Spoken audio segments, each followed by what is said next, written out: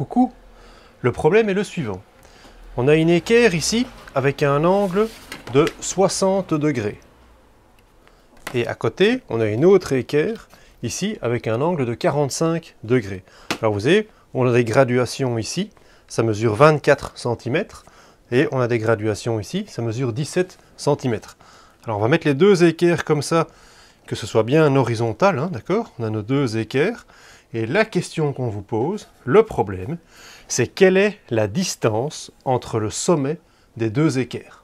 Merci au libraire qui nous a reçus ici et prêté les équerres.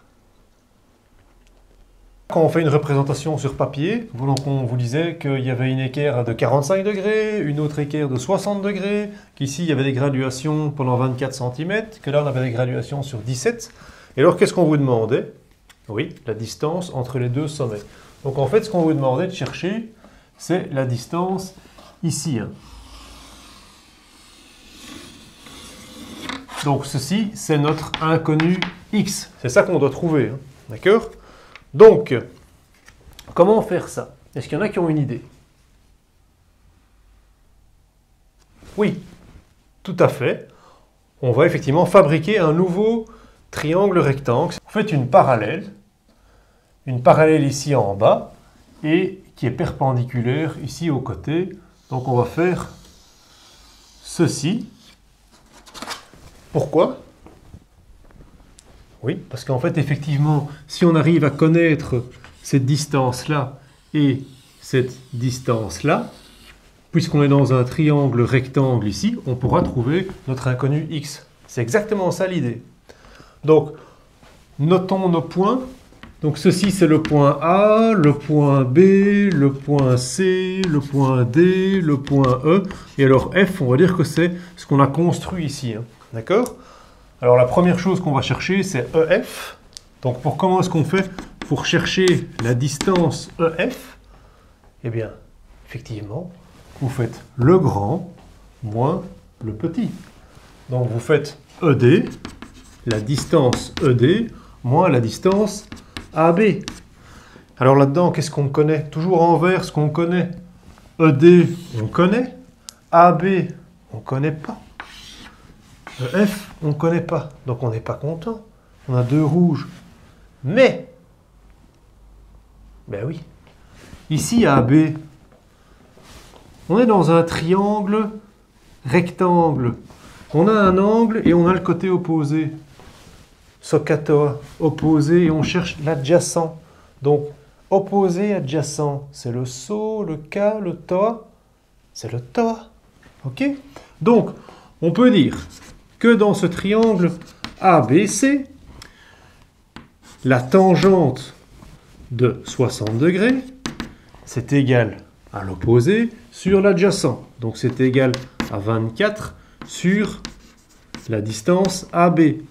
Alors nous, ce qui nous intéresse, c'est de chercher AB. Donc, avec cette relation, cela nous dit que AB, c'est 24 sur la tangente de 60. Ah, il y en a qui ne s'en sortent pas avec ça. Oui, effectivement. OK. Moi, une petite chose qu'on m'avait expliqué quand j'avais votre âge et que ça m'a vraiment aidé, je vous le dis, c'est un petit truc. Mais vous avez ici tangente 60, 24 sur AB. 2 égale à 4 divisé par 2. Si je dis que ça c'est 2, que ça c'est 4 et que ça c'est 2, 2 est bien égal à 4 divisé par 2. Ça, vous êtes d'accord? Donc, moi ici, qu'est-ce que je cherche? Mon AB, c'est un 2.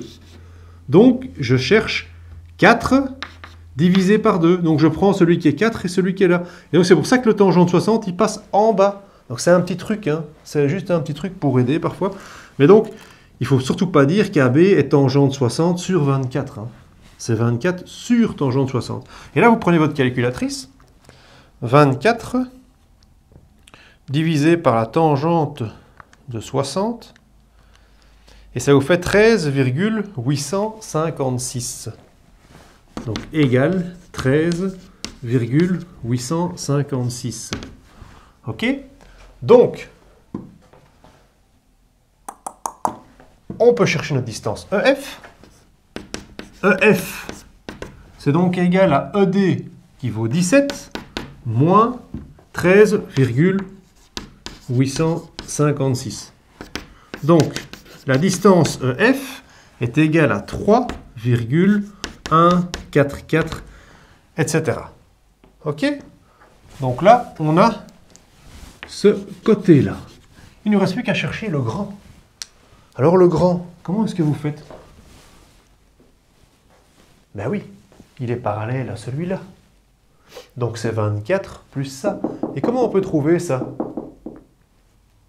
Ben oui, c'est un triangle 45. Donc il est isocèle, effectivement. Donc ceci, c'est un triangle rectangle isocèle. Donc ceci, ça mesure 17 aussi, puisqu'on a 45, 45. OK? Donc, on peut dire que cette distance AF, c'est égal à 17 plus 24. OK? Et alors 17 plus 24, ça nous fait 41. Donc on connaît maintenant tout ce côté. Alors, pour chercher EA, qu'est-ce qu'on peut faire? Oui, il y en a qui pensent tout de suite à Pythagore. Ben oui, vous pouvez faire Pythagore. Donc une fois que vous êtes dans votre triangle EAF, qu'est-ce qui vous dit Pythagore? Qu'est-ce qu'il vous a dit? Eh bien que la somme des deux autres côtés, donc l'hypoténuse au carré, c'est la somme des deux autres côtés au carré. Bon, donc on peut dire que EF au carré, donc la distance EF au carré, plus la distance FA au carré, c'est égal à la distance EA au carré. Donc, on a nos chiffres. Cela veut dire que EF, 3,144. 3,144 au carré plus FA 41 au carré, c'est égal à EA au carré. Et donc, ça c'est équivalent de dire quoi? Que la distance EA, c'est la racine de 3,144 au carré plus 41 au carré. Et là, vous prenez votre machine. Et qu'est-ce qu'elle va vous dire, votre machine? Racine 3,144 au carré plus 41 au carré. 41,12.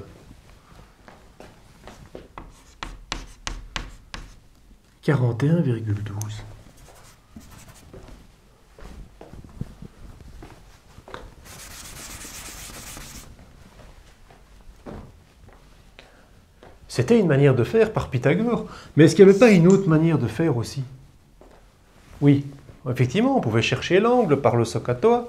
Donc on pouvait très bien dire que ceci, c'était l'angle alpha. Donc on reste dans le même triangle EAF. Et on peut dire que la tangente, parce que ceci, donc par rapport à alpha, c'est l'opposé et l'adjacent. Donc on est de nouveau dans tangente. On peut dire que la tangente de alpha égale 3,144 sur l'adjacent 41. Et donc, on peut chercher notre angle alpha. Notre angle alpha, qu'est-ce qui vaut? Arc tangente, tangente moins 1. Tangente moins 1, arc tangente de 3,144 sur 41. Et ça, vous pouvez chercher ça à la machine. Vous faites arc tangente 3,144 sur 41, 4,385. 4,385 degrés. OK? Donc, une fois que vous connaissez cet angle, vous connaissez l'adjacent qui fait 41 et vous cherchez l'hypoténuse. Adjacent, hypoténuse. Mais oui, c'est le cas. Cosinus, tout à fait. Donc on peut dire que le cosinus de 4,385 degrés, c'est l'adjacent, donc 41, sur l'hypoténuse EA. Et donc, on peut en déduire que la distance EA, c'est égal à 4,41 sur le cosinus de 4,385 degrés. Vous reprenez votre calculatrice. 41 sur cosinus 4,385 385, qui nous fait aussi 41,12, évidemment. Voilà. Alors à la fin, il faut quand même répondre à la question. Donc vous mettez juste ici en français, j'ai plus assez de place moi ici en dessous, mais vous mettez bien en dessous, hein. Donc vous répondez en français, la distance x, donc la distance entre nos deux sommets, hein, la distance x vaut 41,12. Oui, je vois qu'il y en a qui ont des petites questions là.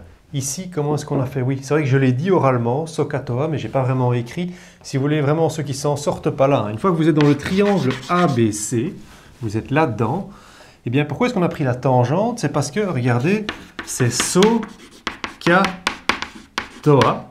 Et donc ici, la tangente de 60, c'est le côté opposé à 60, donc le côté opposé c'est 24, sur le côté adjacent, sur AB. D'accord? Et effectivement, ici, pour le cosinus, là, à ce moment-ci, on était donc dans le triangle EAF, dans celui en haut. Et donc, pour le cosinus, qu'est-ce qu'on a pris? Ben, on a pris le K, donc c'est l'adjacent sur l'hypoténuse. Et c'est pour ça que donc, le cosinus de cet angle alpha, l'adjacent, c'était 41 sur l'hypoténuse EA. D'accord? Donc, ceci, c'est K, donc c'est l'adjacent sur l'hypoténuse. 41 sur EA. Ça va?